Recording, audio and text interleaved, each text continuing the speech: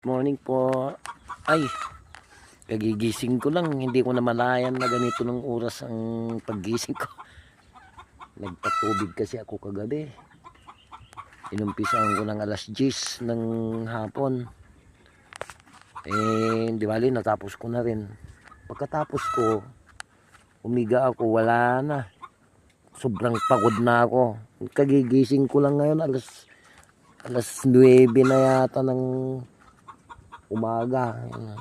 Ito po yung mga pinadanuman ko kasi yung kamatis saka yung mga mais sa kapalay. Buong pinatubigan ko kaya talagang pagod ko siguro. Hindi na rin ako ginising.